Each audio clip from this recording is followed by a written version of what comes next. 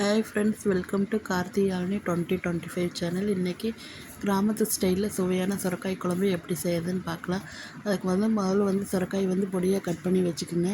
அதுக்கப்புறம் அடுப்பில் ஒரு வானொலி வச்சுட்டு அதில் கொஞ்சமாக பெரிய வெங்காயம் 3, சின்ன வெங்காயம் ஒரு 10-15 போட்டு எண்ணெய் ஊற்றி நல்லா வணக்குங்க ஃப்ரெண்ட்ஸ். அது நல்லா வணங்கினதுக்கப்புறம் கொஞ்சமாக தேங்காயும் அது கூட ஒரு சின்ன தக்காளி, சின்னதாக இருந்தால் 2 போட்டுங்க, பெருசாக இருந்தால் ஒரு தக்காளி போட்டு வணக்கிட்டு கொஞ்சமாக கொத்தமல்லி பொடி 2 ஸ்பூன் போட்டுக்குங்க. அது கூட கொஞ்சமாக மஞ்சத்தூள் போட்டுக்குங்க. அதுக்கப்புறம் பட்டை, கிராம்பு, சோம்பு போட்டு வணக்கிங்க.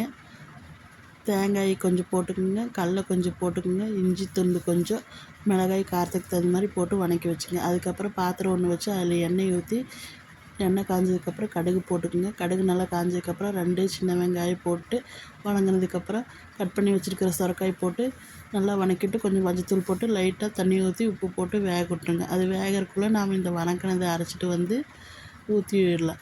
அது ஊற்றுனதுக்கப்புறம் நல்லா கொதி காய் நல்லா வெந்ததுக்கப்புறம் இறக்குனோம்னா சுவையான சுரக்காய் குழம்பு ரெடி ஆயிடுச்சு ஃப்ரெண்ட்ஸ். சுவையான சுரக்காய் குழம்பு இது காலையில் டிஃபனுக்கு வச்சுக்கலாம், மத்தியானம் லஞ்சுக்கு, சாதம், இட்லி, தோசை எல்லாத்துக்குமே ரொம்ப அருமையாக இருக்குது ஃப்ரெண்ட்ஸ்.